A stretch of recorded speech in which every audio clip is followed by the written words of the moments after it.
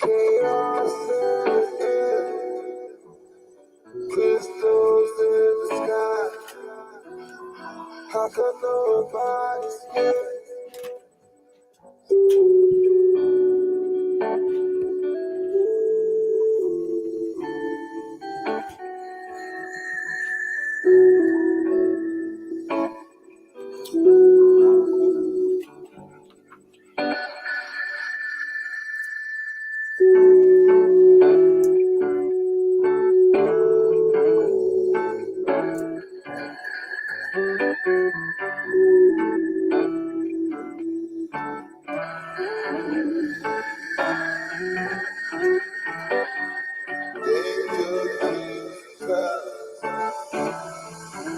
Someone's coming around. People cross the borders. Nobody making a sound. Nobody seems to see it. Nobody seems to care. Train goes in a tunnel side. What the hell is there?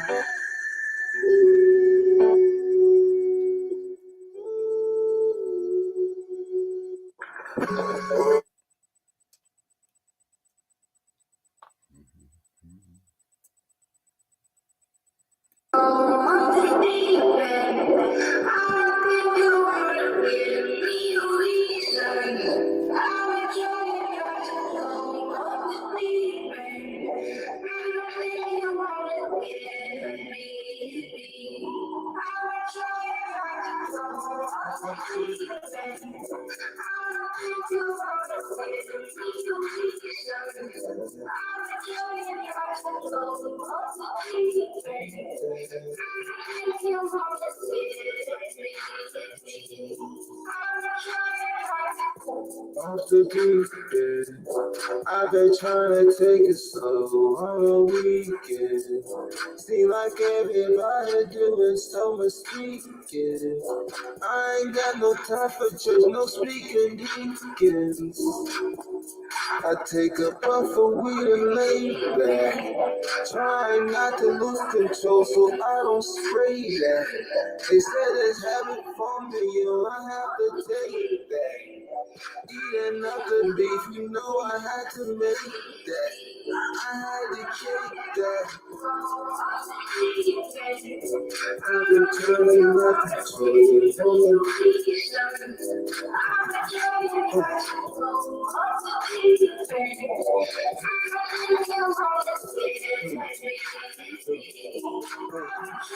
I've been trying to go off the deep end.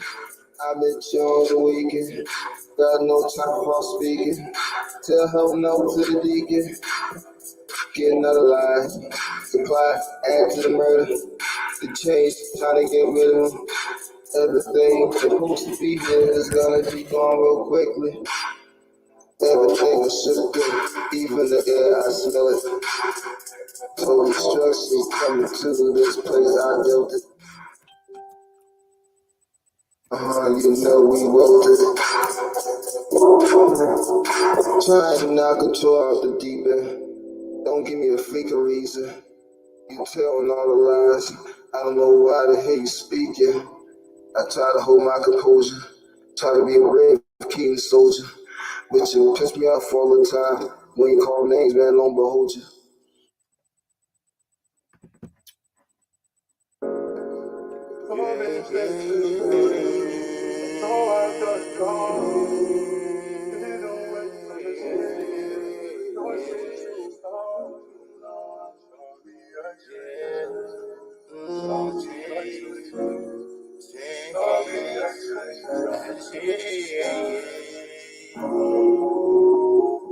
Sorry I changed on you. I did what I had to do. Can't deal with that no more. I don't switch up on you. You can't be singing me the blues like you done in store with the sport. I'm so glad I changed on you. I did what I had to do. Don't want religion no more. Yeah, so glad I changed on you. I did what I had to do. Your lies had them holes. Oh, I had to change on you. I did what I had to do. You can't trick me no more. Your lies are just so see through. Running around naked real quick. Can't find us close for shit no more. I had to switch on you. I could just see right through your bullshit lies. The whole Babylon can't trick me out. Can I go pump or fake me out? I'm too smart, my third eye is all about the war. You can't just fuck with me. I don't switched up on me. You tried to play me for real. So I had to put the brakes on it. You know I had to stop that shit. I seen you was trying to be slick. All right, guys. We're about to get started right now. We're going to get started right now. Alrighty. So yeah, I do still have a bit of a cold. And Mr. News is fighting hard on the cold. But what's important, besides Mr. News fighting his cold, is I caught it from work too. That's the crazy thing about it.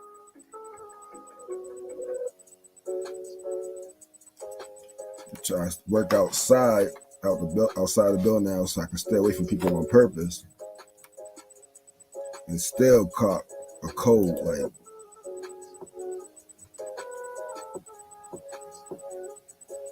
peace and love, y'all. Peace and love. But I'll be alright because my body's getting it out. I ain't taking no mess, taking nothing for. My body's doing the work.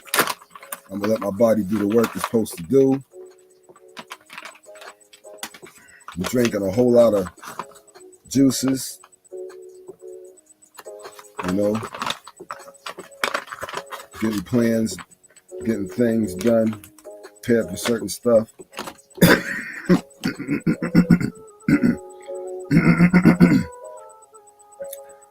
You know how I say, man, without a plan will fail. So, you know, I got a plan. So, hey, there's a lot of things going on. A friend, actually family, one of our brothers, who of course of his family, told me about this. I didn't even look it up. But funny thing is I bumped into this. Anyhow, we got a couple of things to talk about. And I apologize for the last show we did. There was way too many interruptions going on outside the house.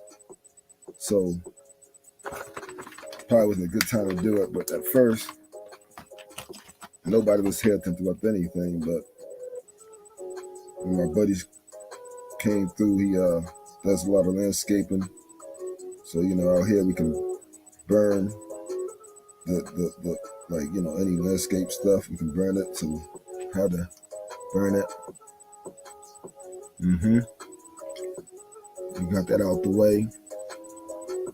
Anyhow, so he told me about, he was like, my brother, our dear brother, told me about the fact that they are going to be, or already have started a strike on the ports. That's like for the food, right? So there's a lot of rigmarole going on here. Now, we don't know exactly everything yet. We do know they talking about something in October, November. It's in October right now. They talking about, I mean, they already banned China to a certain extent from getting stuff there. Or they still getting stuff through. But now they're talking about the food people that bring food over here going to go on strike. So there's going to be a food shortage. Now, I don't understand. We got all these farms just over here, right?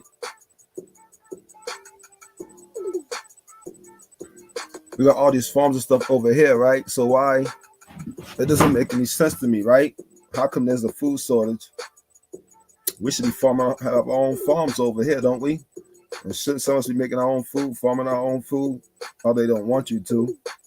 We're going to get straight to it, y'all. Let's get down to the gritty, because this is, y'all know Brother Dang, he's saying that this could cause a civil war. And you know what? He may be right. He may be right. Let's hear it. Today in this video, I bring you one of the most significant events in recent history. America is reeling from a shocking development, and this situation is only escalating it. Approximately 45,000 International Longshoremen's Association dock workers went on strike today. According to reports, the ILA is demanding a substantial wage increase, which is reported to be about 77% over 6 years, and stricter controls or bans on automation in port operations. This automation, which includes cranes and containers moving technologies, is at the heart of the dispute, with workers fearing job losses. In other words, they are afraid that they may lose their jobs to AI and want to prevent this from happening by striking in hopes of receiving better pay and guaranteeing it. As AI robots continue to replace human jobs, the ILA's decision to strike against this trend is a bold move. However, the ripple effects of today's post-strike will be felt across the East and Gulf Coast, disrupting the flow of goods into the country and affecting all Americans. These people today don't know what a strike is. Right. When my men hit the streets from Maine to Texas, every single port, a lockdown. You know what's going to happen? I'll tell you. First week, be all over the news every night, boom, boom. Second week, guys who sell cars can't sell cars because the cars ain't coming in off the ships. They get laid off. Third week, malls start closing down. They can't get the goods from China. They can't sell clothes. They can't do this. Everything in the United States comes on a ship. They go out of business. Construction workers get laid off because the materials aren't coming in. The steel's not coming in. The lumber's not coming in. They lose their job. Everybody's hating the longshoremen now because now they realize how important our jobs are. Now I have the president screaming at me, I'm putting a Taft-Hartley on you. Go ahead. Taft-Hartley means I have to go back to work for 90 days. That's a cooling off period. Do you think when I go back for 90 days, those men are going to go to work on that pier? It's going to cost the companies money to pay their salaries. Well, they went from 30 moves an hour maybe to 8. They're going to be like this. Who's going to win here in the long run? You're better off sitting down and let's get a contract and let's move on with this world. And in today's world, I'll cripple you. I will cripple you. And you have no idea what that means. Nobody does. Ladies and gentlemen, this is a modern day labor dispute. If you have been watching my previous videos, I covered how and why the Civil War started in America. They lied to you and said it was over the abolishment of slavery, when it was merely over a labor dispute, similar to today's event, in which people have no idea when this strike or dispute will be settled. Let's hope this part of history does not repeat itself, because Most Americans are not ready to face the consequences of a corrupt government's actions. This means that more than furniture will need to be moved around to redecorate the place for greater amusement.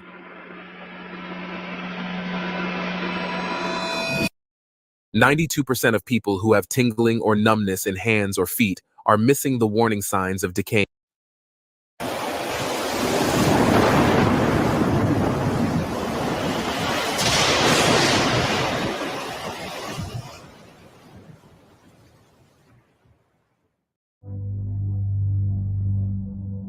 Produced by Dane Calloway and Tanisha Calloway. Watch this brand new documentary, Mother Rosa, right now at DaneMakeYouThink.com.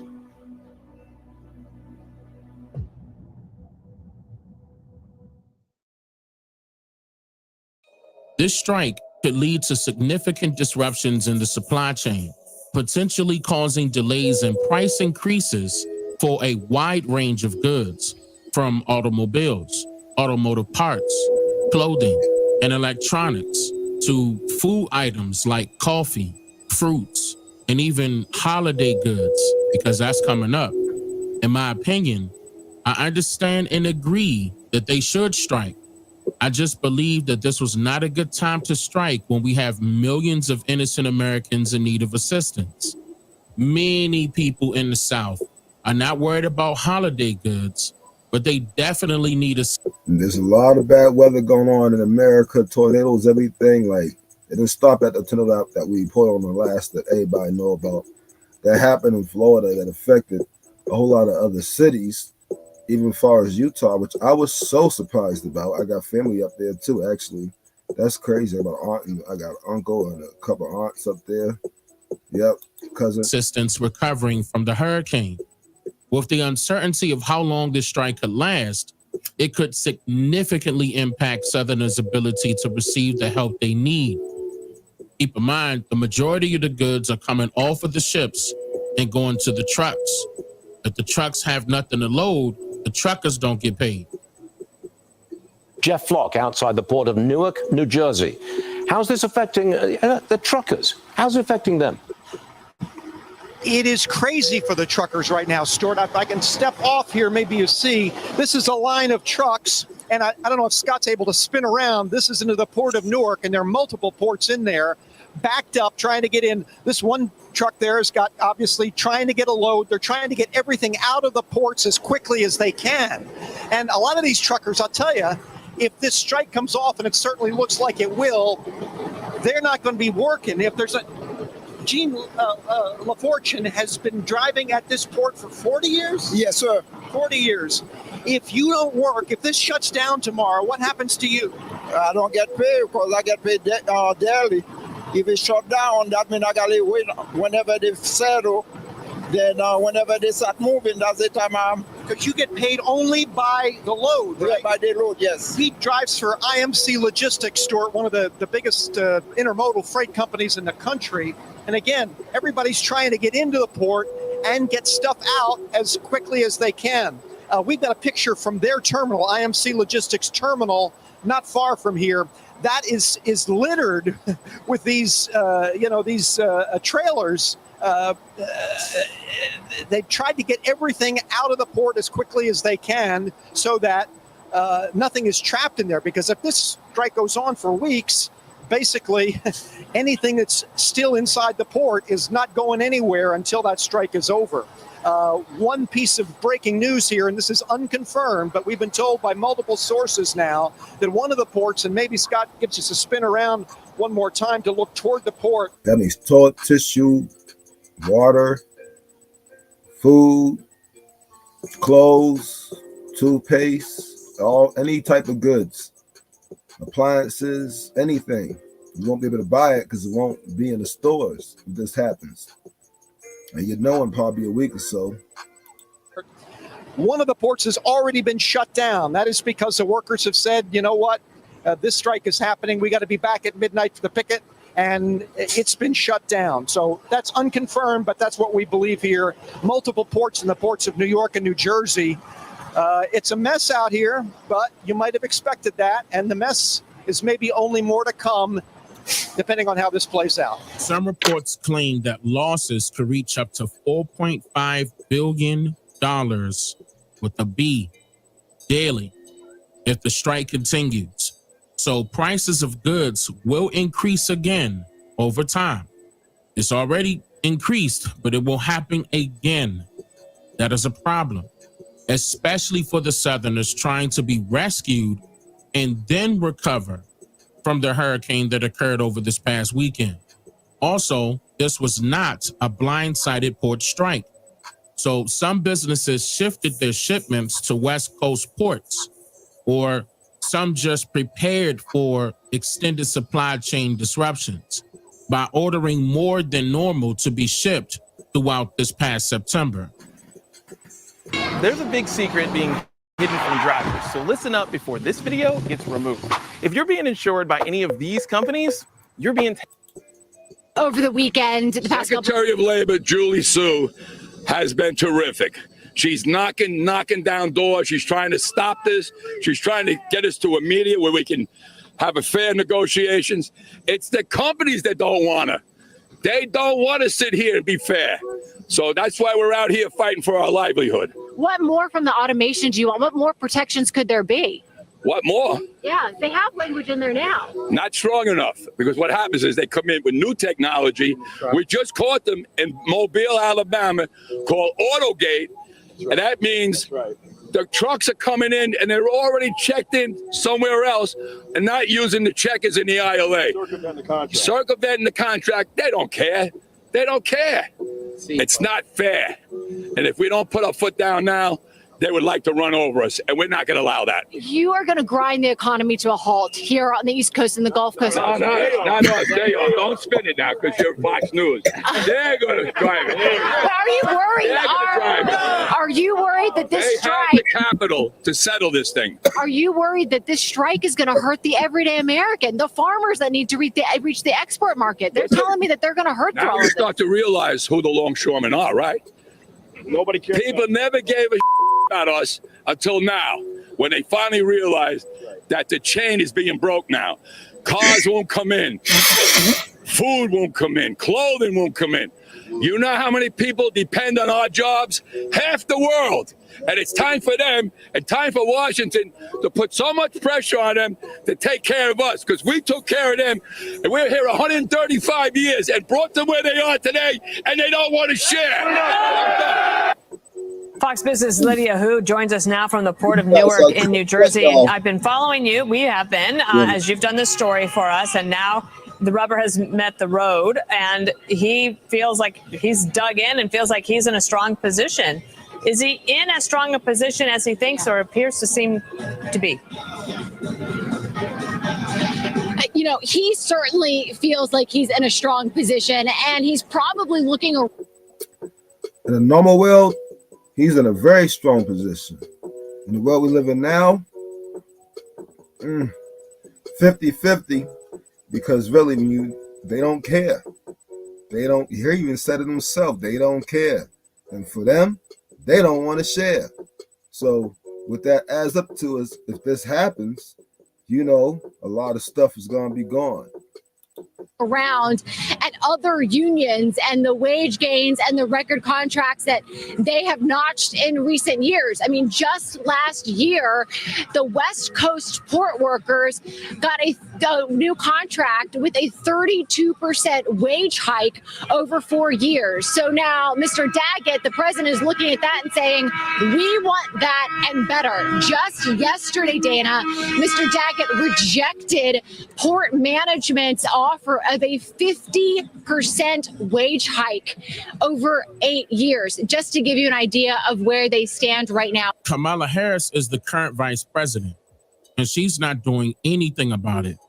Joe Biden is the current president, and he does have the ability to use the Taft-Hartley Act, which orders workers to return to work by force. But he says that he would not intervene. Mr. President, would you intervene in the dock workers' strike if they go on strike on Tuesday? No. Why not? Because it's collective bargaining. I don't believe in Taft-Hartley. Joining me now, American Trucking Association's President and CEO, Chris Spear. Chris, good morning to you. Give us your assessment of where we are right now. It seems that the negotiations are at a standstill. They are, Sharon. Thanks for having me on. Listen, we're less than 18 hours out, and this president's saying it's collective bargaining. Well, that's true if they've actually been to the table. They haven't met since June.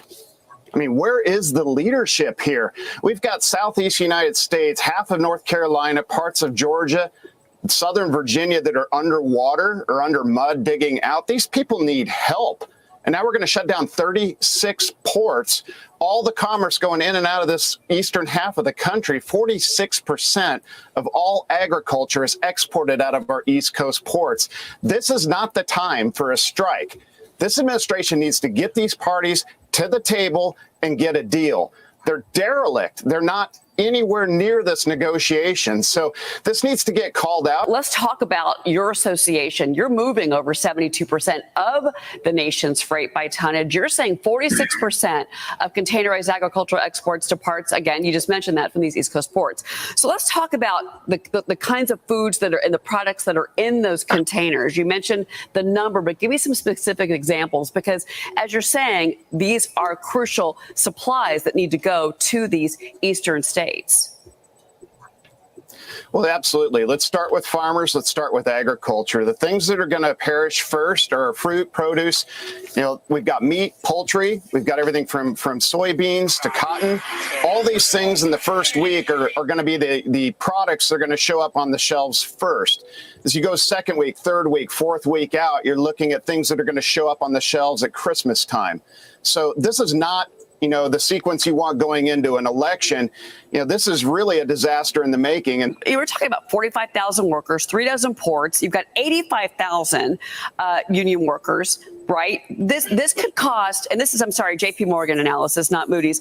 This could cost $5 billion per day. We could be losing $4.5 to $7.5 billion in GDP per week. And then, you imagine that? That's a big deal, y'all. Pause it, right? Quick pause. Hold on. There we go. So now,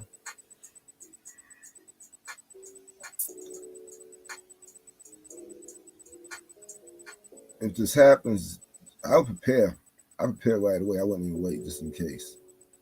And there's an event that's going on, blocking shipments, because what's also happening is that some of the government is actually blocking shipments. It ain't just the port. It's bigger than what they're saying, as you already know. What's happening after this hurricane, all the disaster, everything that's going on, and I got to say, it's the response or lack of that is really devastating. I'm just getting blown up with all kinds of emails and information. People telling me about family members that are missing, people that are trapped in certain towns. That some people are trapped in certain areas, have cell phones, communications get out, but roads are wiped out. They're stuck with no supplies, people running out of water, the smell of death in the air. I'm hearing this from so many people as the days go on, it's getting worse and worse. So it looks like they just held an emergency meeting last night inside of Chimney Rock, and they declared that the government's pretty much going to take over this whole area. And they're going to send in a bulldozer to bulldoze everything that's in there. You're talking the bodies, loved ones of the residents that are there, and people are livid. And then, of course, the government turns around and says, oh, here is a $750 check for those that need it, which isn't going to do nothing for people that just lost everything. Complete towns are gone. Complete towns, not just one too many. The helicopter pilots that are trying to go in here and save lives. A shout out to them and everyone trying to do missions, getting down in here. They're being told that, well, they're being threatened with arrest now, that if they go into these areas, they're now labeled a no-fly zone. They put these NOTAMs up where they have the military allegedly in their big choppers flying around trying to find people, but they just cannot do the job that other people can do as well. They act like they all can't get in there together and coordinate and use their radios and help. What I'm hearing more than anything from people is that they're seeing the government turn people away, that the roadblocks that are set up, the perimeters, they're telling people to take all their goods down there over to a place like a Walmart parking lot and drop it off for FEMA to get to the people. Yet people are saying that FEMA has dropped the ball, and those that have encountered FEMA, they told them what they need, but they never even came back. They haven't even showed up. So now it's in the hands of the people. Okay. I know I wish I could do more. I know others out there feel helpless in this event. We do have a team that's going to be down there on the ground, getting firsthand footage, information, all that stuff, updates in the coming days, and looking to get supplies into the hands of the people that need it, which just getting in there is tricky in itself at this point, because a lot of the roadways are wiped out. 40 going east, west, both ways. They get the whole thing shut down. It's been wiped out. It's going to be a long time before it gets fixed. And there are people out there on rooftops still that are waiting for help. So if it's people in boats, choppers, I feel like the suppression of all that is evil as it gets. It's crazy. And to hear that FEMA spent all this money on other stuff and has no more money, are you kidding me? What happens if another hurricane comes through? Which might. So y'all see what's really going on, right? This is what they call part of the purge. And they basically purge people by blocking stuff from coming in. Now, if they block stuff from coming in, then they can't even get the help for the relief that they need, right? And that's exactly their plan. Now, at the same time all this is going on, Beetlejuice is still getting ready to have his hypernova. All means is going to explode, but it's going to have a hypernova now. They still calling this thing a supernova because, you know, they don't know no better, or they know and don't want you to know. Hypernova, yes, is getting ready to happen. An exciting update on the supernova of Betelgeuse. A recent study shows that we may have significantly underestimated the size of the red supergiant and its evolution timeline. Betelgeuse could have almost depleted all its carbon and be on the very verge of undergoing a supernova. Researchers say that Betelgeuse may seem to explode in a few tens of years rather than hundreds of thousands of years. This is a big deal because the star is located around 650 light years. Don't forget, Elon Musk said 2 weeks ago he said in 2 weeks it could happen. So any day now, this could happen. Years away from us, which means that what we see now is actually how it appeared 650 years ago. If the study, based on the analysis of the star's fundamental mode and overtones, is correct, it means that Betelgeuse may have already gone supernova in real time, and we may be fortunate enough to witness this incredible event in our lifetime. Check out the linked video to watch the full episode of this exciting discovery. There's an exciting update on the supernova. All right, hold on now. With y'all some things you may not know about what's happening in the North Carolina mountains in the aftermath of Helene. Here's number one. If you have friends or family that are headed into the mountains or who live there, the looting has picked up major steam. I was advised yesterday by a county sheriff to make sure that anybody out and about is carrying, and in his words, carrying with the safety off. There are very aggressive people out there, and I'm just going to go ahead and say this. It's not because they're necessarily awful. They're desperate. Desperate people do desperate things, y'all. And why are they desperate? Because there's no water in some of these communities. We have neighbors in North Carolina with no water. And all I can say is this: the government ain't coming to save you. Not now, not ever, because they don't care about you, the people, anymore. It is the citizens who are going to have to step it up. Now, I got to tell y'all, I was floored yesterday by how my community, which is a little over an hour away from the affected areas, showed up at donation sites with water and diapers and formula and some liquid IV. I mean, y'all brought all kind of things, bleach, vinegar. You are ready to help, and we're going to take more donations today, and we're so grateful for everything, because I'm going to get it into the hands of actual volunteers. And I was asking people, like, why are you bringing it to me? Some of y'all don't even know me. And they said, well, we don't trust the relief organizations anymore. Y'all, we have lost our organizations to grifters. We have lost our organizations to liars. And so we have to rely on each other, because that's how this country was built. This country was built patriot by patriot. And I can tell you this, as a realtor, I know my realtors in the mountains, and I have talked to them, and they know the neighbors too. So I am getting your donations into hands that are going to get it into hands. And everybody that sent me dollars, I got teams of shoppers out, and I got receipts to prove it, because we are not grifters. We are neighbors. And the patriots that are in the mountains, if you see this, if your family sees this, hear me now. You are not forgotten by the rest of North Carolina. And if you are not in North Carolina, then there are ways that you can give. But can I just remind y'all of something? You cannot eat money. You cannot drink money. So for those of y'all that thought money was your God, and by the way, that includes our freaking elected officials, it's not your God. Told my girl. Now, listen to what she just said. Those that think they can eat money, those that think they can drink money. I told you this many sunrises ago. Once I started coming into my awakening, coming back into my memory, understanding that I've been through this many times before. We have been through this many times before. Some in this realm and some above, looking down at this realm. You cannot eat and you cannot drink money. And those that said money was their God, I want you to know, call on to your God to come and save you, to come and help you. Not to mention when she stated that the sheriff told her that you need to have your firearm on your hip and the safety off. These counties that was destroyed by Helene, what do you think? Who you think majority is in those counties? Huh?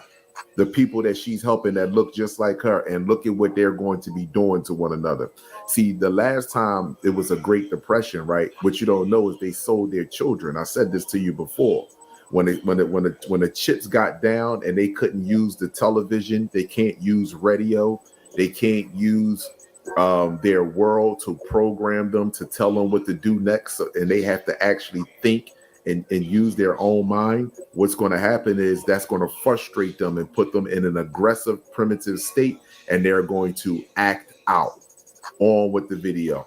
Girlfriend this morning while we were talking about this during our run, I said, tell your children, 'cause she's got grown children, this is why you keep a stash of water on hand. This is why you keep a stash of food on hand. But for those of y'all that are not in affected areas, if you can take your donated items and send it to the mountains, then send it with a friend. Make sure you're sending truckloads so that we don't overload the roads, because our first responders are overwhelmed. By the way, thank you, Governor DeSantis, for doing more for North Carolina than North Carolina's governor has. I'm very grateful for your National Guard, because we have to help each other, y'all. And I'm going to tell you something. If you will share this with somebody who doesn't know what's happening in North Carolina, they need to know. They need to know that there are entire towns gone. Chimney Rock is gone. A beautiful town. Swannanoa, gone. Montreat, gone. Other towns damaged beyond repair. That means our geography has changed. Our culture is at risk. But most importantly, our people, our generational people have lost their generational homes. This ain't about your granite countertops anymore. Listen, y'all, listen. Tell somebody how they can help. I am but one resource. There are people I know all over North and South Carolina that have been gathering up goods and trucks. Somebody as far away as Massachusetts putting a truck together. Let me know. I can connect you to where to take things. The Baptists are doing a great job out of Boone. Samaritan's Purse is on the ground. That's what's up, Massachusetts helping out. I know y'all that's good. Y'all know I'm from Massachusetts, so yeah, I appreciate y'all helping out from Massachusetts, people that are in need. We still have to be kind. We can't have no hate in our heart. You know, not saying we don't recognize who's who. I'm just saying, do unto others as you want them to do unto you, right? I trust those two organizations. I wish I had trust for more because I don't trust this government, but I trust the people of North Carolina. Y'all, the biggest thing you can do, pray. Pray right now. Pray fervently that people will turn their hearts back to God and pray for a hedge of protection around all those who have seen things they should never have to see. I'll tell you one more story before I... For all those who are upset and want revenge, the time will come. But for now, remember, this is like we have to kind of get out the way and survive whatever. They're about to go through a whole lot of stuff, and you don't want to be part of that. Hang up this video. I had a lady come to my donation site yesterday, and her grandson is 10 years old, living in the mountains with his mother, who works in a VA hospital. They're getting the kid out today to get him home because they can finally get him out. And they're worried because he has seen things he should never have to see. When you have children that are seeing bodies on the ground and towns gone, we're going to have to answer for that one day, y'all. Please pray. Please do something. And for those of y'all that have already done something, I can't thank you enough. I want to share with... All right, hold on. Let me tell you. Listen to this part again. Y'all some things. Lady come to my donation site yesterday, and her grandson is 10 years old, living in the mountains with his mother, who works in a VA hospital. They're getting the kid out today to get him home because they can finally get him out. And they're worried because he has seen things he should never have to see. When you have children that are seeing bodies on the ground and towns gone, we're going to have to answer for that one day, y'all. Please pray. Please do something. So basically, the child seen some things. You ain't got to get detailed about it. He's seen some things that you don't want your child to see because of what happened with the tornado or a hurricane, whatever you want to call it, the storm in Florida. Of course, I'm pretty sure that happened some of the same effects. This is a ripple effect. I'm trying to tell you, the planet is cleaning itself off. It's getting rid of all the stuff, and it's trying to get rid of people, the planet, and don't forget now, the government has a machine they use too, so let's not get that twisted. And for those of y'all that have already done something, I can't thank you enough. Paul. Now, remember the part when she stated that they had to get the 10-year-old boy out of there because the boy have saw things that she don't feel as though a 10-year-old should have seen. That's in the city. They took him to the mountains. The mountains are safer, but you still gotta be careful, they're saying. Bodies laying on the ground, debris, damage to houses and homes, neighborhoods destroyed, along with the bodies that are just laying there on the ground. And I told y'all, see what's coming our way and going forward is going to shock a lot of us. And once we start to see in our immediate area, in our immediate neighborhood, our immediate families, bodies, and there's no funeral parlors, there is no coroners, there is no ambulance that's coming to get them. No, they're going to be dead or buried right there 9 times out of 10, or you're going to have to put them outside in the backyard, however it go. But the one thing is this is the same way she felt as though her 10-year-old reflection, her 10-year-old child that looks like her should not have seen that. Our children were being fed to crocodiles. Our children were being sexually experimented on. Charles Alfred Kinsey believed that babies as young as 3 days old could experience an orgasm. Who do you think he was doing that on? Huh? Who do you think is 3 days old? He felt as though babies putting that on, besides his own, but more importantly, mine's.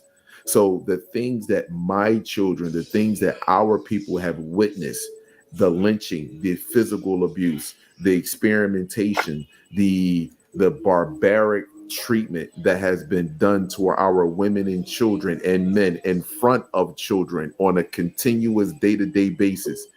And this was done by a whole nother living organism, a whole nother living species. What's happening right now with Helene and all the other anomalies that's taking place on the planet, that's through natural disaster. That is nature that is doing that. That was not done by... No, I'm not prejudiced. He's just telling facts, though. By a group of species that felt like they should oppress another group of species. You see? So when they talk about what children should not have witnessed and what children, oh no, this is only the beginning. You all have a whole lot of paying to do. And guess what? No matter, I'm gonna say this. I know that there is a handful of you that may not commit or do heinous acts, but guess what? All of you all are going to be put together, and you're going to be forced to learn how to live with one another and persevere. Now, do you like your chances persevering together, or do you think that the chances are more likely that y'all will kill and commit cannibalism and eat each other? Do you think that would be more likely? That's more likely to happen as opposed to y'all persevering together, because the perseverance sounds good now with the TV cameras on, with the power still working in some areas, with the cameras and still can record. But let me explain something to you. Once the power grid go down and these weather anomalies are going to increase exponentially, it's going to increase dramatically. We're going to see who's really the savage and who's really the benevolent angelic being. We're going to see that, and that's going to be right before our eyes. They will not live comfortable no more. I want y'all to understand that, and we're not going to live comfortable with practicing Stockholm syndrome either. With adapting things in this world to for us to be able to turn a blind eye and a deaf ear to our atrocities that has been taking place with us and that are still taking place with us, and the fact that we are capitulating willingly to accept this abuse now. So that's still happening to this day. And if you go along with the program, you know what the program is. We ain't got to talk about it too much. I will go in detail, but YouTube be hating. So why did the United States invade Iraq? Falling buildings, oil, weapons of mass destruction, or maybe it wasn't any. This is important. It's very important, y'all. Just pay attention. Of these reasons, one theory suggests that Iraq was in possession of a Stargate first used during the time of Nebuchadnezzar. There's also evidence that they had knowledge of the giant Nephilim Gilgamesh and his tomb and ancient artifacts with supernatural powers. The 2003. If you didn't know, they revived Gilgamesh. He's in Jordan, in the Middle East somewhere. The king of Jordan, his spokesman, and all the people of the world that's supposed to be running the world, I guess, went and met him at a big old huge table and gave their oath to him already. So you already know what time it is. Invasion of Iraq was a military. This is like some years back. Action led by the United States and its allies, which resulted in the toppling of President Saddam Hussein's regime. In the years leading up to that invasion, Saddam Hussein had an obsession with rebuilding Babylon and being the next Nebuchadnezzar. Inside the abandoned Babylon that Saddam Hussein built. In the 1980s, during the Iran-Iraq War, Saddam Hussein became obsessed with the Babylonian ruler Nebuchadnezzar, who's notorious for waging bloody wars to seize large swaths of current-day Iran and Israel. Saddam saw himself as a modern reincarnation of Nebuchadnezzar, and to prove it, he spent millions building a massive reconstruction of Babylon. Here's where the Stargate theory comes into play. While Saddam Hussein was rebuilding Babylon on his journey to be like Nebuchadnezzar, there's theories and claims that he had found the location of the fiery furnace told to us in the book of Daniel. King Nebuchadnezzar had invaded Israel in the year 589 BC. After the attack, he had taken back to Babylon 3 very faithful followers of God, Shadrach, Meshach, and Abednego. One day, King Nebuchadnezzar made a decree that when a horn blew in the land, everyone had to go and bow and worship the image of Nebuchadnezzar. But Shadrach, Meshach, and Abednego disobeyed this order and would not worship the false idol. This led Nebuchadnezzar to throw the 3 men into a fiery furnace, burning 7 times hotter than they had ever burned it before. While in the fiery furnace, Jesus came and protected the three men, so they... Of course they're going to go with that. Of course they're going to go with that, right? You know they got to go with that. Anyhow, basically, because you know that part of the story's made up. Bottom line, that has to do with Nebuchadnezzar. It has that absolutely to do with the fallen Gilgamesh, who is Mr. J, and all that. That's why they put Mr. J in there, because Mr. J is Gilgamesh, Nimrod, and Zeus at the same time. Pick all those names. There's also that other name I ain't mentioned. But yeah. Fiery furnace being the location of a supernatural event, or what some people are claiming is a stargate or location to a portal or the spiritual realm. The claims that are in support of this theory are saying that the person who came and helped Shadrach, Meshach, and Abednego was an extraterrestrial. But what makes more sense to you? That an alien came and helped these three men, or the God whom they so faithfully served, even in the face of death, came and helped them? The latter is what actually happened. Looking at the life of Nebuchadnezzar, we can confirm this, something Saddam Hussein sadly didn't incorporate into his own life. Nebuchadnezzar accepted the God of the Bible as the truth after witnessing multiple miracles, including what happened at the fiery furnace. Back then, they knew who we were, and they knew that it's an energy that is a vibration of not just nature, but of the universe. So he accepted that. Now, of course, they're going to try to twist it. So, you know, again, bottom line, they found, there you go, get there. They found the tomb. They found this machine that makes portals. Is not what happened in that situation, and most likely not the reason why the United States invaded Iraq. But theories that Iraq has possession of evidence of Nephilim or ancient supernatural artifacts or the tomb of Gilgamesh has a lot more evidence to back up those claims. It's disturbingly easy to buy Iraq's archaeological treasures. U.S. forces invaded the country 15 years ago this week and left behind a booming trade in looted artifacts. When the United States invaded Iraq, there's claims that one of the first things that they did was raided museums and locations that had ancient artifacts. Iraq War. When Baghdad fell, the country's treasures were lost. U.S. forces failed to protect Iraq's cultural heritage after the 2003 invasion, leading to thousands of artifacts disappearing. It happened early in the U.S. invasion and quickly. On the 10th of April 2003, the first looters entered the National Museum of Iraq as American troops advanced into Baghdad. Over the next 36 hours, these thieves ransacked the institution, which was founded in 1923 and dedicated to preserving the country's vast heritage. The New York Times called the looting of the museum and its invaluable collection of archaeological artifacts, many of which dated to the early days of human culture and civilization, one of the greatest cultural disasters in recent Middle Eastern history. Though the museum staff were able to safely store over 8,000 artifacts with little external support, still more than 15,000 historical objects disappeared within 2 days. A lot of testimonies have come out by people engaged in the initial invasion, saying that archaeologists were present with the military.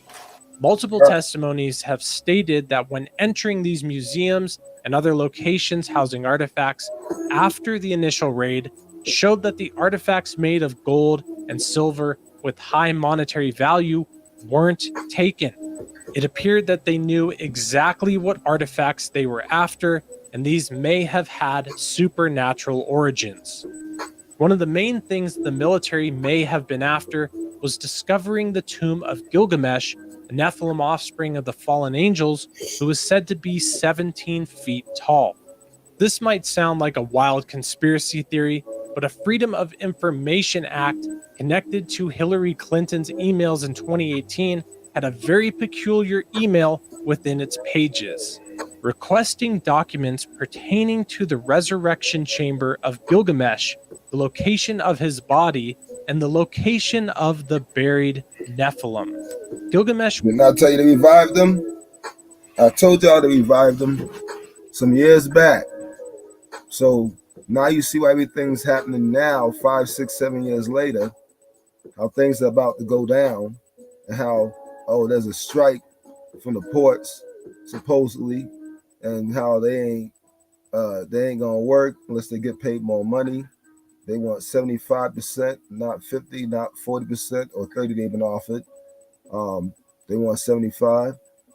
Truckers ain't gonna get no food, no goods, no nothing, no toilet paper, no nothing, no juice, no water, no nothing. So what that mean for you? That you get nothing, right?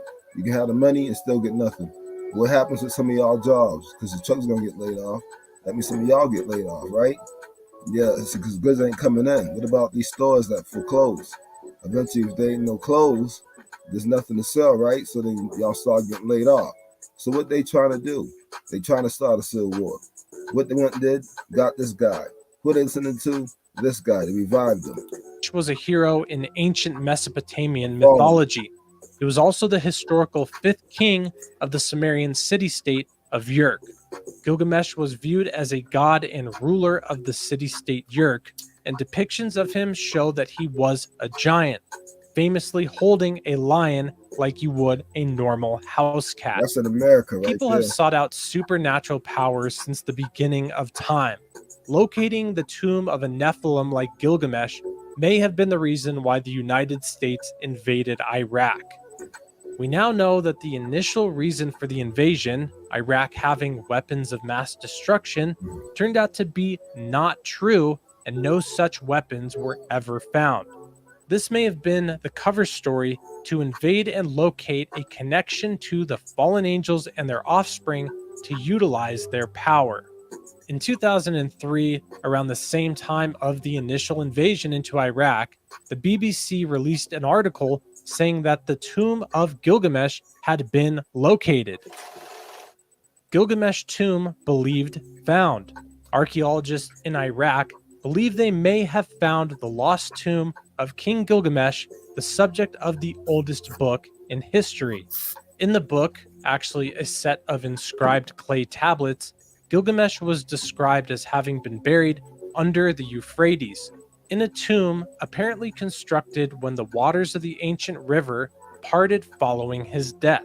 We found just outside the city, an area in the middle of the former Euphrates River, the remains of such a building which could be interpreted as a burial. The most surprising thing was that we found structures already described by Gilgamesh. Practically no more information has been released on that discovery since that initial article.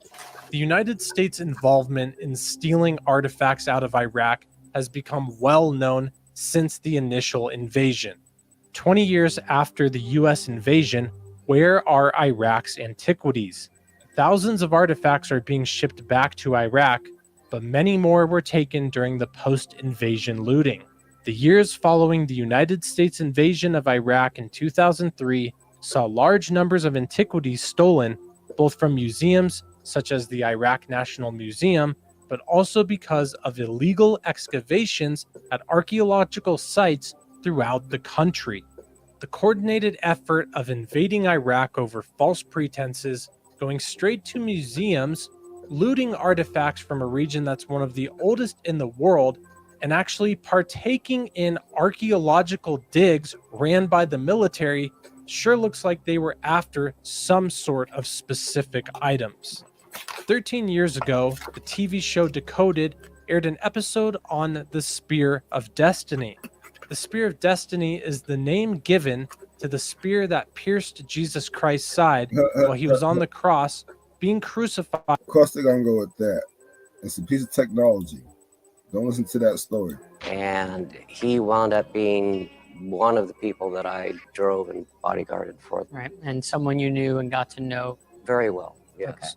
Okay. He says, well, what would you think if I told you that he was the one who stole it from me? Okay, your boss stole the Spear of Destiny from Adolf. Yeah. Well, he says my boss was part of a group They call themselves, what I was told was the B'nai HaNephilim, the sons of the fallen, disciples of Lucifer. And just so that you understand, they believe that the God of the Bible is evil. And they believe that Lucifer is good. This is his, your boss's secret cabal. This is their believes secret. that the God that we all know is the bad guy. Is the bad guy. That spear. All the so-called religions tell y'all to serve the bad guy. And both sides is the bad guy. Mr. L is the bad guy. Mr. J is the bad guy. All these are calling on as bad guys. People is like to calling on bad guys. Y'all should be calling on nobody because you're supposed to speak everything to existence. Anytime you call or pray, you're actually giving your own power away. And you're not supposed to do that. Why would you give your energy away when you yourself are a God? You are a portion of, you are a piece of, you are a part of the ether. Okay, the ether is melanin. You are part of it. You are part of what people call Big Mama, what they describe as God, right? You are part of carbon. Your body is made out of carbon. Your body is ether, which is made out of melanin and carbon. Now you see where this is going. You are part of what they calling God. So that means you are a God, right? Is the one that they believe when the temple is rebuilt in the city of David, their man, the person that they had handpicked, was at some point going to walk into the Holy of Holies, take the blade and shed his own blood, and then proclaim himself to be the Messiah. And then these sons of the fallen, they plan on ruling the world. Now, the key thing to me is you don't believe that Lucifer's the good guy in the story. No. You're not trying to tell us that all this happened, but you're saying that whether it's true or not, it doesn't matter. But the idea is that these people still exist today. They still exist. They're still out there now. You heard what he said, right? The three fallen ones plan to rule the world. And this is why they're trying to have a government for the whole world to listen to them and try to enforce stuff. And remember they said some shows back ago, not too long ago, mandatory. We ain't gonna talk about exactly what I'm talking about, but you know what I'm talking about. As far as I know. And they're still either hunting for that spear or have that spear. That's what they say. It makes sense that power-hungry individuals would be seeking after supernatural power if they could attain it. And it appears that there are people who are looking for supernatural artifacts or any connection to the fallen angel bloodline, the Nephilim, that they can find. This has led many people, myself included, to be skeptical of companies like 23andMe and these ancestry DNA collection companies and what they're actually doing with the data that they collect. Is it possible that they're in search of specific bloodlines or even looking for Nephilim DNA? Whoa. Whatever the case is, it has recently come out that 23andMe did not keep their users' DNA collections private.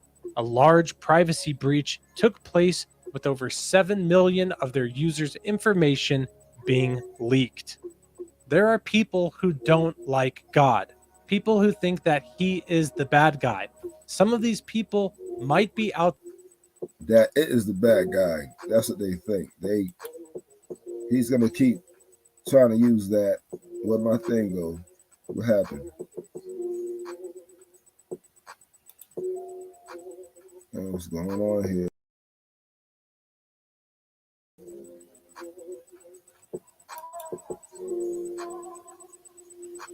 What just happened? What is going on? Okay, so my thing just blinked out. Hold on, y'all. I'm trying to figure out what just happened.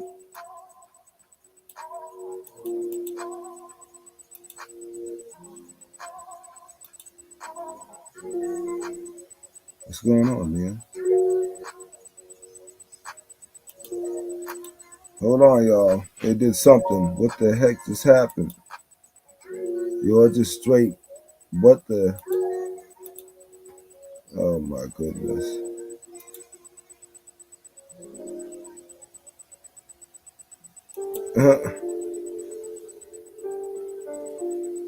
Okay, what the fuck? Oh my, what they did.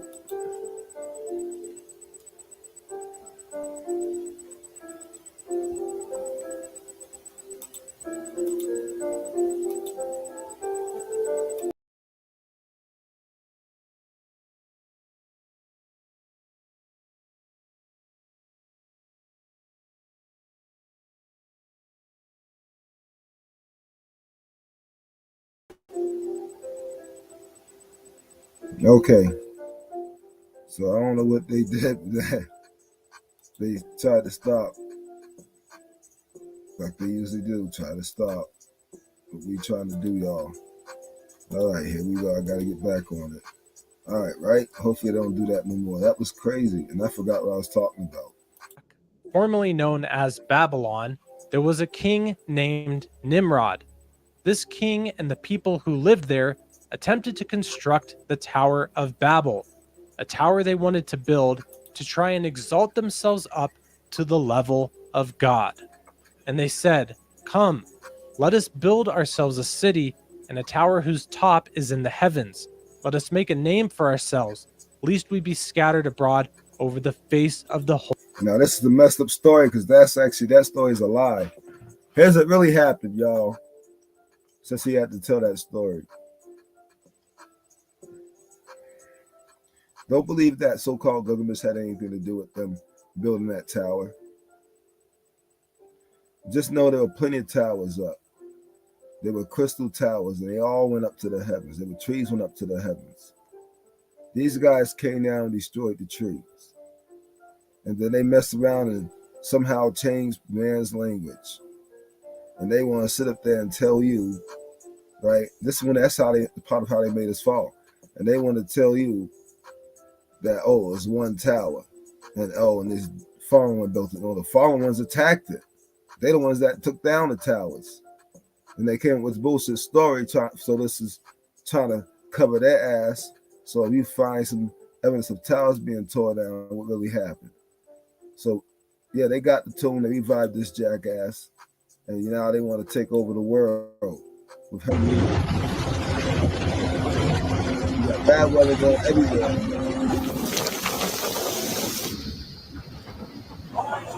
Oh my God.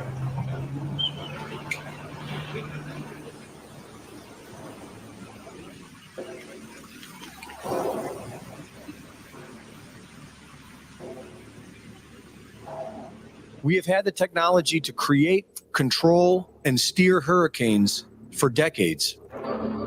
Project Cirrus is the first official attempt to modify a hurricane. It was run by General Electric with the support of the U.S. military. The official theory was that by changing the temperature outside the eye wall of a hurricane, which they did by seeding the clouds with various compounds such as silver. So like I said, it's the purges what they doing. They purging the place. They control, there's the fact, they control the weather with the weather machine. Something that's ours, but they use it for evil. They control it and they are purging people. That's why I said this is going to keep on happening. It's going to keep increasing because they're listening to the fallen ones and the fallen ones telling them what to do to try to get rid of people, period. Why? Because they want the planet. Or iodide, a decrease in strong winds will result. On October 13th, 19... So what will happen, and they know some people will revert back to their animalistic ways and do crazy stuff. 1947, Project Cirrus targeted a hurricane heading out to sea. Approximately 180 pounds of dry ice was dropped into the clouds. The crew then reported a pronounced modification of the... And of course, that's why they wanted folks to do what they, go along with the program. This is part of it. Remember I told you that a while back. Cloud deck. And the hurricane abruptly changed direction and made landfall near Savannah, Georgia. The public blamed the government. Irving Langmuir, who pioneered General Electric's atmospheric research department and admitted that the project was about learning how to weaponize the weather, also claimed the reversal of the hurricane had been caused by Project Cirrus, but the government denied it for 12 years.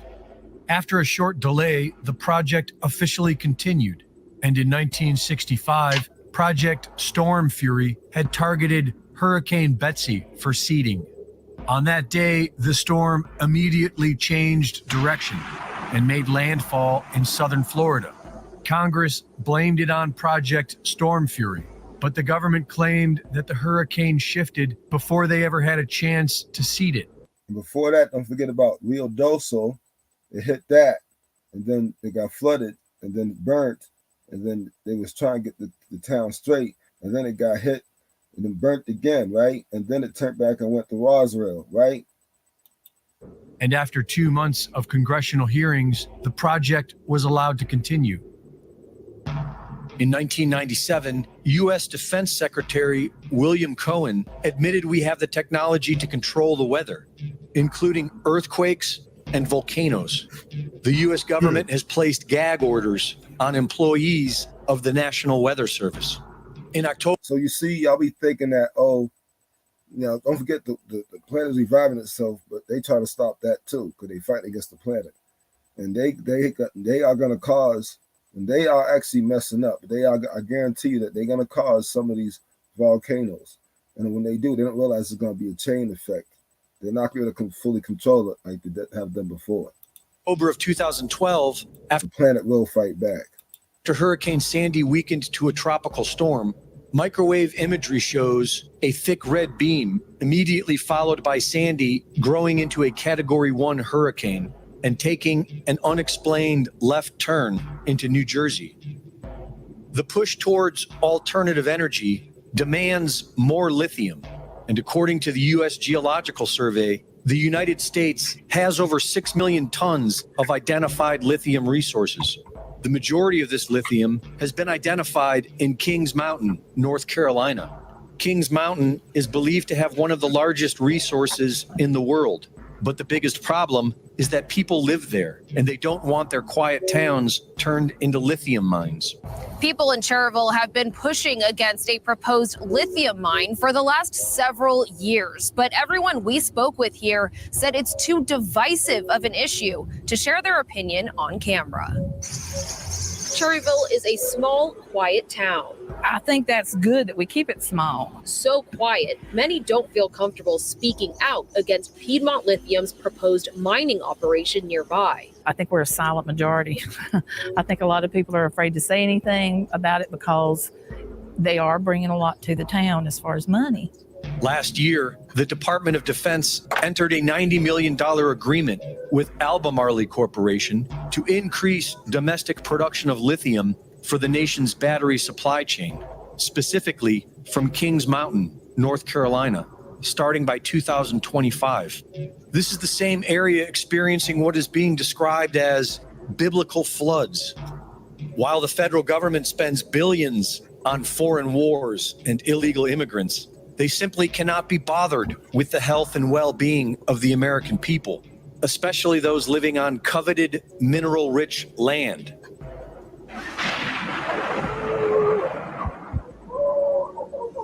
During an interview with Patrick, hope you were seeing that I've pieced all the news together, all the posts together on this class today, so that you can see what's really going on. It's a clear picture. There's no gray area.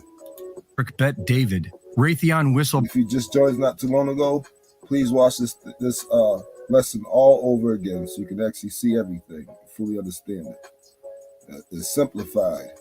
Blower Eric Hecker reveals that he is likely an unwitting asset for the CIA. But you're saying you've never been involved with CIA, you've not done anything with DIA.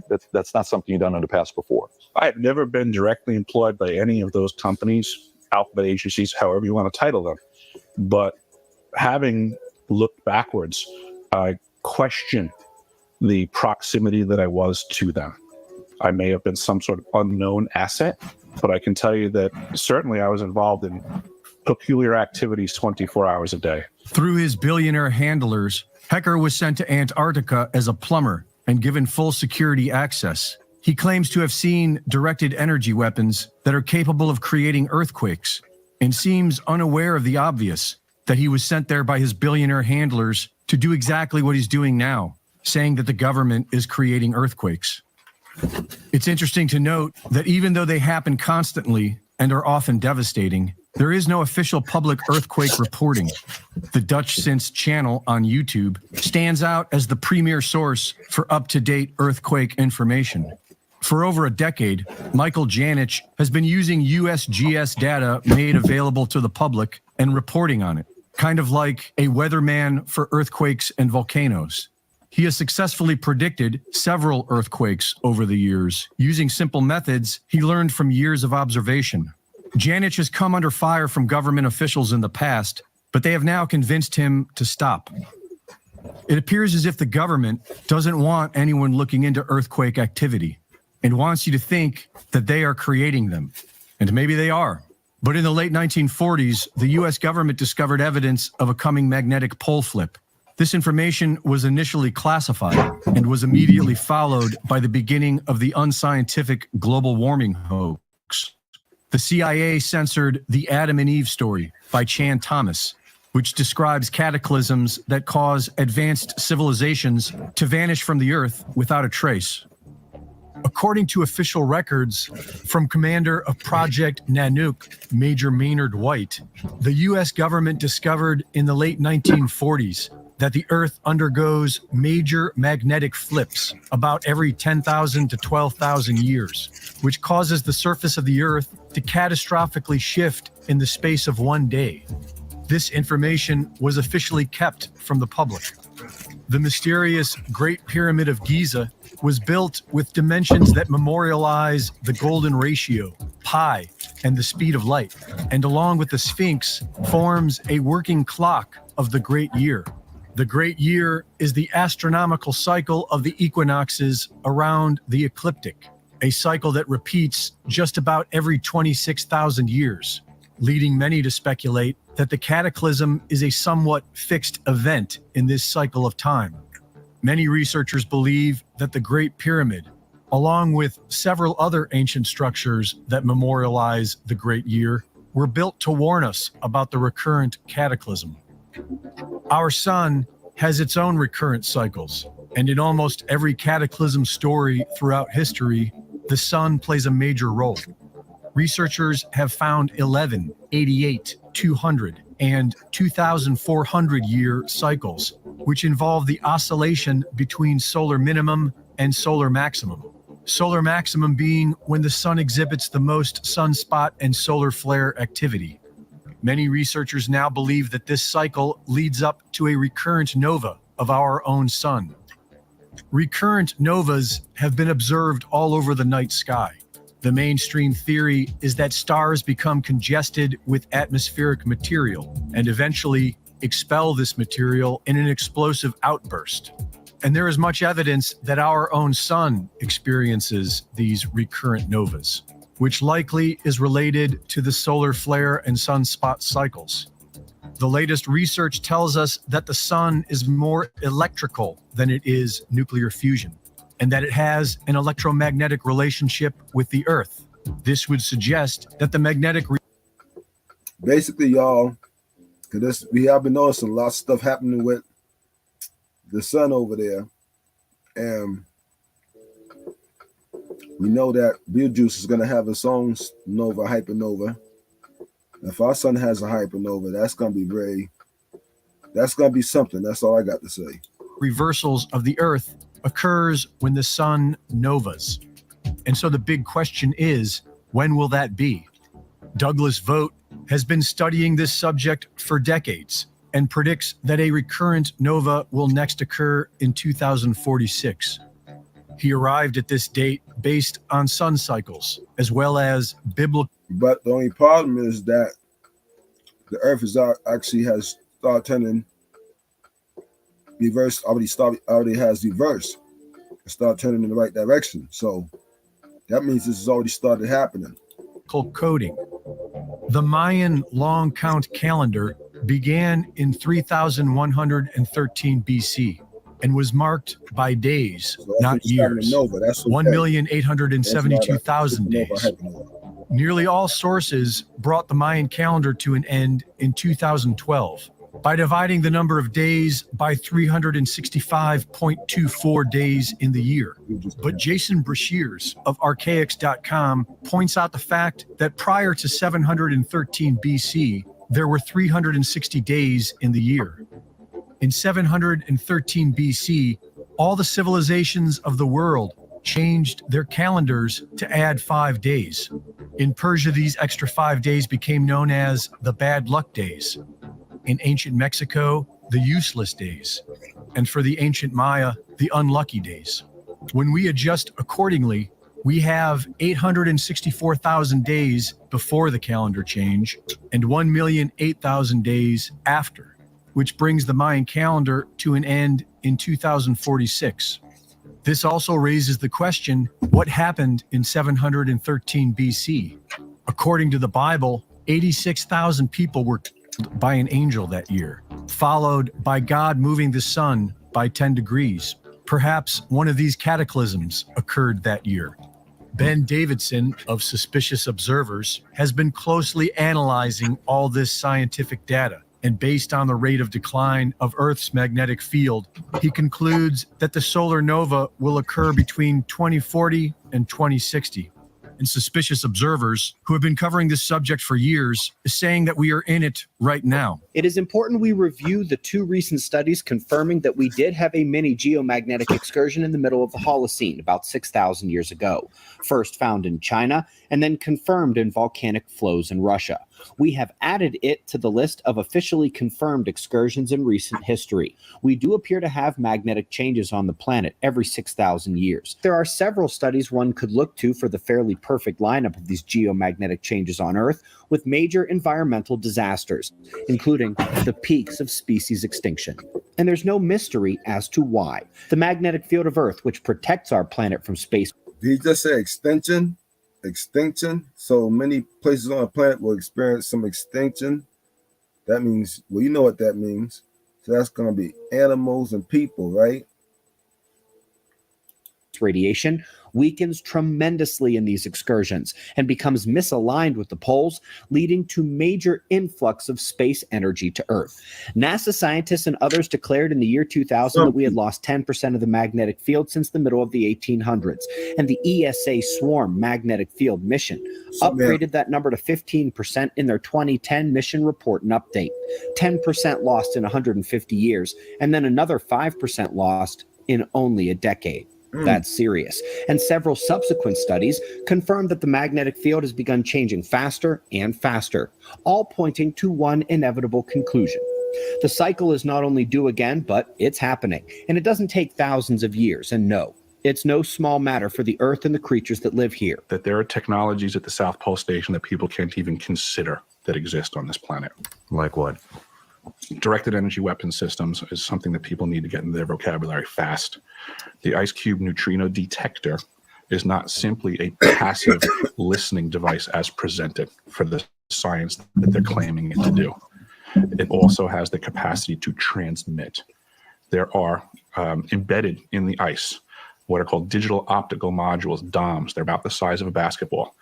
The array embedded in the ice is 1 kilometer by 1 kilometer by 1 kilometer. It is the world's largest telescope. And now, because we have proven that it can transmit, it's the world's largest directed energy weapon system. It is responsible for the earthquakes in Christchurch, New Zealand in 2011 on the front end of the year. How do you know for a fact that that was responsible for that? Because I was present and I have gone over this with the pertinent people, but I will not be releasing their names. Okay. But I was on the team, let's just say, and I've confirmed this. Well, I've provided documentation from the actual manufacturer's specs. So this unit was constructed, operated, and maintained by the University of Wisconsin. And just like every other device on the planet, whether you're driving an M1 Abrams tank or operating the IceCube neutrino detector, there's operator's manuals that tell you how things work. Right there in that information, free for everybody to find. I found it myself. I was directed to find it, I'll put it that way, and release this information. And it states very clearly that each one of these DOMs can transmit at 2,047 volts each. So these are currently the facts of life. How do you know? I mean, how do you? I guess what I'm asking is, how did it even come to your attention that this triggered an earthquake? If you're at the South Pole and New Zealand had an earthquake, I mean, how did you know it came from the South Pole? Without divulging names? Without divulging names. I could only say that it was communicated to me from team members that were present and fully read in at the time that they were aware. And since that time... at the immediate, like the same day? Oh, absolutely. It was understood. Well, what was said? that we accidentally hit Christchurch, New Zealand twice when they were trying to fire up this weapon for the first time. That it was friendly fire. It was not on purpose, but it occurred. That the system is designed for that, and it was just friendly fire. So this is a telescope. That sounds like a. Is it a telescope? Absolutely, it is. It is a neutrino detector for sure. It can accomplish its primary purpose. It can also transmit and then provide a multifaceted platform for directed energy weapons systems. Do you have any idea how the earthquake was initiated? From misfiring the system. Where were they targeting? Yes. I don't know. Does it go into the earth? Does it go into the atmosphere? It can definitely go through the earth. I would consider that it might be able to do stuff in the atmosphere. I haven't heard that statement laid at its feet, but I wouldn't put it past it. I don't want to try to limit the functions of this device by my imagination or experience. I believe that's one of the problems with directed energy weapons is they are not like standard weapons of old where you have a gun and a particular caliber bullet, you pull the trigger and it does one thing. These platforms are way more complex than that. They do a lot of things. What else do they do? Excuse me. This system, additionally, in regards to the neutrinos, it detects the neutrinos that are apparently coming off of the new exotic propulsion systems for either off-world UFOs or reverse-engineered stuff on our planet. What is neutrino? Neutrino is a near massless particle that goes at, close, or beyond the speed of light. It is so small that it can pass between the electron shell and the nucleus of pretty much every atom on the planet. And the capacity of being detected at the South Pole Station when the neutrino impacts the nucleus of the water molecule of the ice.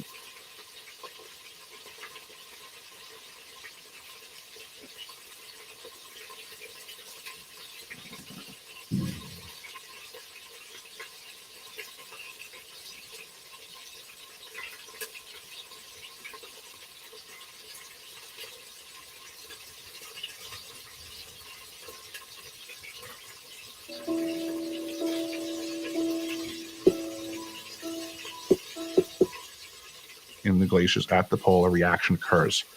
The nucleus and the neutrino become destroyed. A muon is created and ejected, and a blue flash of light known as Cherenkov radiation flashes in the ice, and that's what the DOMs, the digital optical modules, are detecting. That's their primary purpose as presented. Now, whether that neutrino comes from a quasar out in space or a exotic propelled engine off of vehicles that aren't being discussed contemporarily, it detects it, thus making it basically an air traffic control center for all non-discussed vehicles on this planet. So just like we have all the other air traffic on the planet and it's being completely observed and attended to, there's just another level of craft on this planet and another level of air traffic control tower that exists. This is that facility. Back to tracking neutrinos. What is that? Why are they tracking those? Oh, for the purposes of science, they're claiming that there's a lot to be ascertained by understanding the difference between low power and high power neutrino ejections.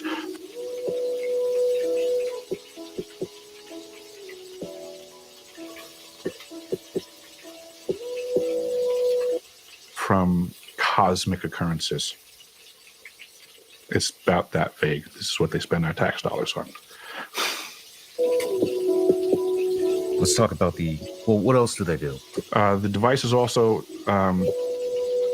for faster than light communications, quantum entangled communications at great distance. In, I guess it was the late 80s or early 90s, Gary McKinnon hacked NASA. And he found the list of the off-world space fleet and the captains of the ships respectively. We have a fleet out there. If we have a fleet out there, we need to communicate with them. This is that facility. Can you explain quantum entanglement communications?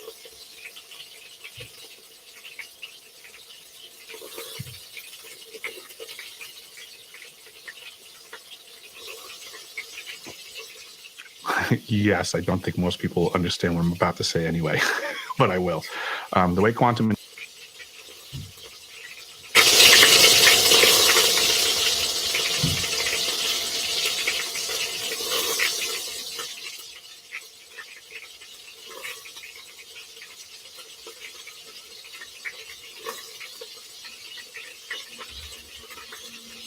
entanglement works is that you can take two particles, quantum entangle them, and then take those two particles and move them at any distance in the cosmos. And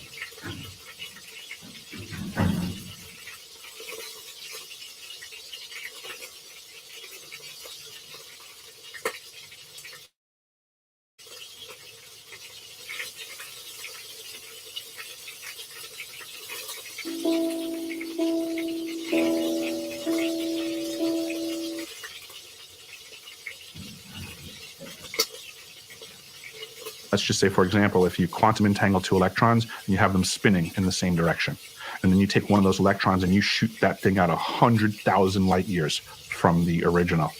If you then rotate the spin on the one electron, if you modify it so that its spin changes, the quantum entangled electron at any distance will simultaneously, in no time, switch its rotation also because they're quantum entangled. So these communication systems are taking advantage of this aspect of quantum mechanics that most people can't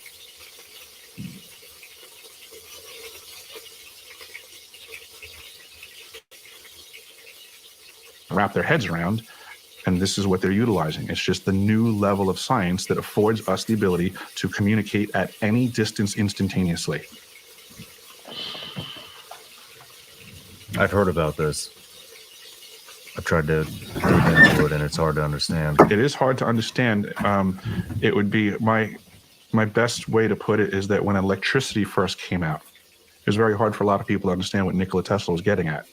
But everyone was using it before they even understood it. And this is just where we are right now. It's just a new technology. It's a new conversation.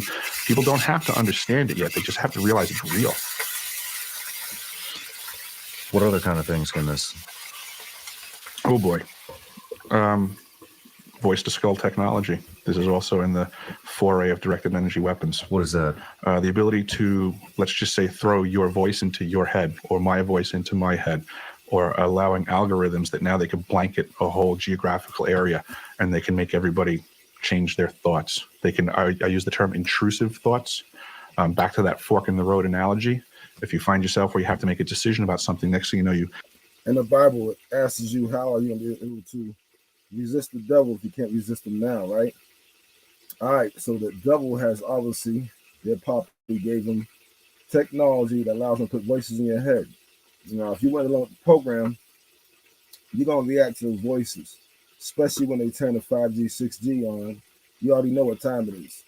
Catch yourself kind of having an argument in your head with your own voices. Well, the ability to add another one of your voices in there, but have it controlled by somebody else's microphone, so to say, is a very powerful tool. And I think this is a weapon of war that we are seeing happen.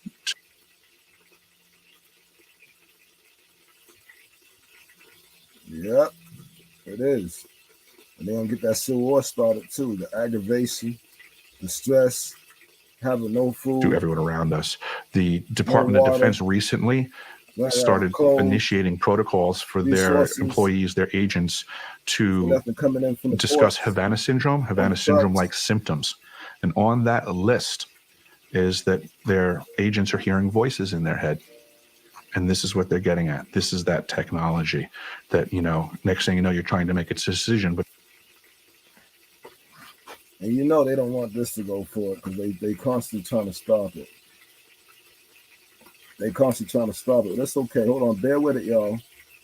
Because we don't get the last bit of this, whether they like it or not.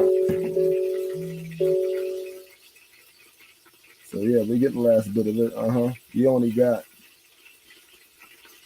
a minute and like 30-something seconds. There's another Sean in your head that now is actually somebody else's control, and through the manipulation of that voice, they can now push you, just like we have,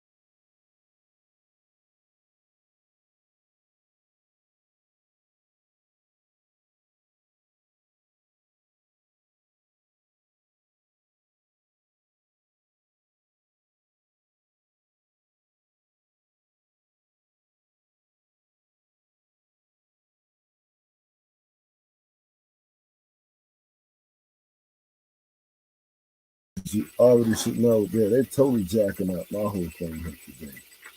All right. They obviously don't want y'all to know, but I'm showing y'all. And we at the very end of it, or almost at the end of it, pretty much, and they hating. All they doing is proving that I'm showing the truth. Now, there we go. All right. Here we go, guys. Just finish watching this. If you waited, thank you for waiting, but they did try to stop it. These guys are funny.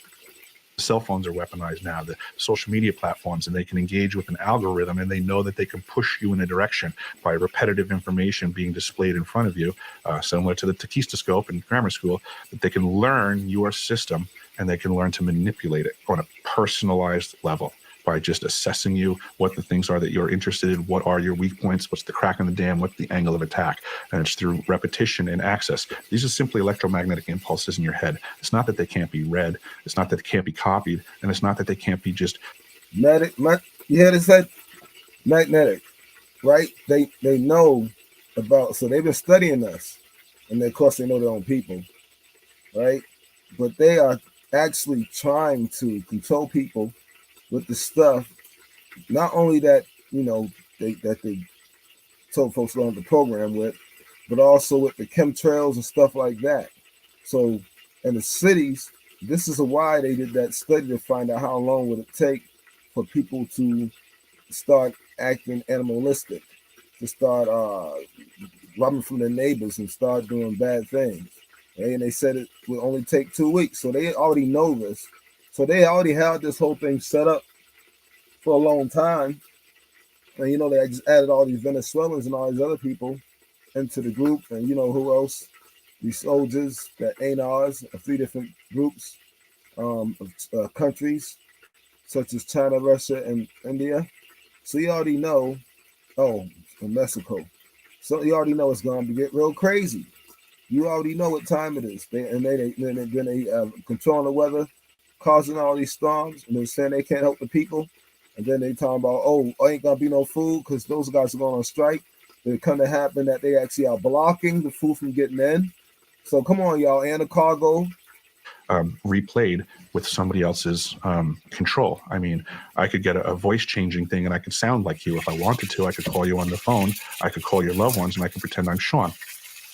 And they can do that for you in your own head.